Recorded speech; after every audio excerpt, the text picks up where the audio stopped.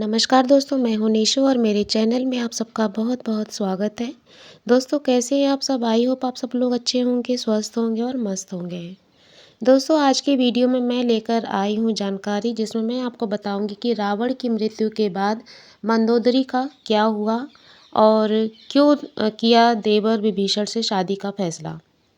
दोस्तों, रावण की मृत्यु के बाद उसकी पटरानी रानी मंदोदरी सती होना चाहती थी, लेकिन राम ने उसे ऐसा करने से रोक दिया।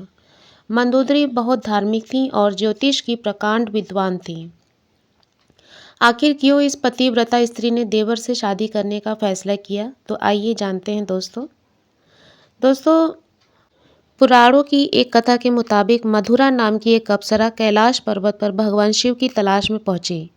तलाशते हुए जब वो भगवान शिव के पास पहुंची तो उसने वहां भगवान शिव पार्वती को न देखकर शिव को रिझाने के प्रयास शुरू कर दिए। जब कुछ समय बाद वहां पार्वती पहुंची तो उन्होंने मधुरा के शरीर पर शिव की भस्म देखी और फिर वो क्रोधित हो गई। पार्वती ने मधुरा को शाप दिया कि वो 12 साल तक मेढक बनी रहेगी और कुएं में उसका वास होगा। मधुरा को अपनी गलती की कीमत चुकानी पड़ी और असहाय कष्ट का जीवन शुरू हो गया। जिस समय ये सारी घटनाएं घट रही थी, उसी समय कैलाश पर असुर राजा मायासुर अपनी पत्नी के साथ तपस्या कर रहे थे। दोनों एक बेटी की कामना के लिए तपस्या कर रहे थे। 12 वर्षों तक दोनों तप करते रहे। इधर मधुरा के शाप का अब अंत हुआ तो वे कुएं में ही रोने लगी। सौभाग्य से असुर राज और उनकी पत्नी दोनों कुएं के नजदीक ही तपस्या में लीन थे। जब उन्होंने रोने की आवाज़ सुनी तो कुएं के पास गए। वहां उन्हें मधुरा दिखी, जिसने पूरी कहानी सुनाई। असुरराज ने तपस्या छोड़कर मधुरा को ही अपनी बेटी मान लिया। मधुरा का नाम बदलकर मंदोदरी रख दिया। दोस्तों, असुरराज के महल में मंदोदरी को राजकुमारी का जीवन मिला। वो अपनी नई जिंदगी में बेहद खुश थी, लेकिन इसी बीच उनकी जिंदगी में रावण की एंट्री हुई। मंदोदरी के पिता मायासुर ने मिलने रावण पहुंचे। वहीं उसने मंदोदरी को देखा और मोहित हो गए। उसने मायासुर से मंदोदरी का हाथ मांगा। मायासुर ने यह प्रस्ताव ठुकरा दिया तो क्रोधित रावण मंदोदरी का अपहरण कर लाया।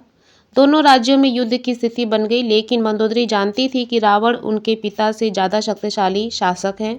इसीलिए मंदोदरी ने रावण के साथ रहना स्वीकार किया। मंदोदरी का चरित्र रामायण में बेहद नैतिक दिखाया गया है। जब रावण ने सीता का अपहरण किया था तब मंदोदरी ने इसका विरोध किया। मंदोदरी बार बार रावण को ये समझाने का प्रयास करती रही कि दूसरे की पत्नी का अपहरण अपराध है, लेकिन रावण नहीं माना। आखिरकार राम के साथ युद्ध में रावण की बुरी पराजय हुई। वह मारा गया और मंदोदरी विधवा हो गई। रावण की मौत के बाद भगवान राम ने मंदोदरी को विभीषण से शादी का प्रस्ताव दिया था। उन्होंने समझाया कि विभीषण के साथ मंदोदरी की जिंदगी बेहतर रहेगी, लेकिन मंदोदरी ने इस प्रस्ताव को अस्वीकार कर दिया। कहा जाता है कि इसके बाद एक बार भगवान राम सीता और हनुमान के साथ मंदोदरी को समझाने गए। जब ज्योतिष की प्रकांड विद्वान मंदोदरी को महसूस हुआ कि धार्मिक और तार्किक तौर पर, नैतिक तौर पर सही देवर विभीषण से विवाह करना गलत नहीं होगा, यह महसूस होने पर उसने इस प्रस्ताव को स्वीकार किया। विभीषण से उसकी शादी हुई।